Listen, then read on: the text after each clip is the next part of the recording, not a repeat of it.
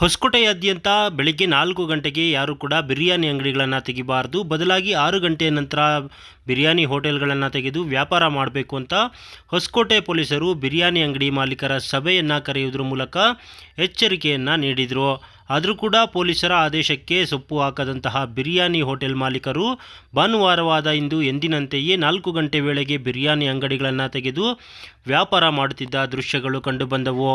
ಪ್ರಮುಖವಾಗಿ ಬೆಂಗಳೂರು ಸೇರಿದಂತೆ ನಾನಾ ಭಾಗಗಳಿಂದ ಬಿರಿಯಾನಿ ಸೇವಿಸಲು ಸಾಕಷ್ಟು ಜನರು ಬೆಳಗ್ಗೆಯೇ ಬರ್ತಿದ್ದರು. ಈ ಸಂದರ್ಭದಲ್ಲಿ ಸಾಕಷ್ಟು ಅಪಘಾತಗಳು ಸಂಭವಿಸಿ ಸಾಕಷ್ಟು ಸಾವು ನೋವುಗಳು ಸಹ ಉಂಟಾಗಿದ್ವು.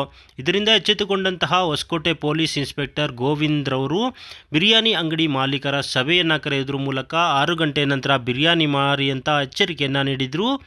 ಆದರೆ ಪೊಲೀಸರ ಆದೇಶಕ್ಕೆ ಕಿಮ್ಮತ್ತು ನೀಡದಂತಹ ಬಿರಿಯಾನಿ ಅಂಗಡಿ ಮಾಲೀಕರು ಎಂದಿನಂತೆಯೇ 4 ಗಂಟೆ ಅವಧಿಗೆ ಬಿರಿಯಾನಿ ಅಂಗಡಿ ತೆಗೆದು ಬಿರಿಯಾನಿ ಮಾರಾಟ ಮಾಡುತ್ತಿರುವ ದೃಶ್ಯಗಳು ಹೊಸಕೋಟೆಯಲ್ಲಿ ಕಂಡುಬಂದವು.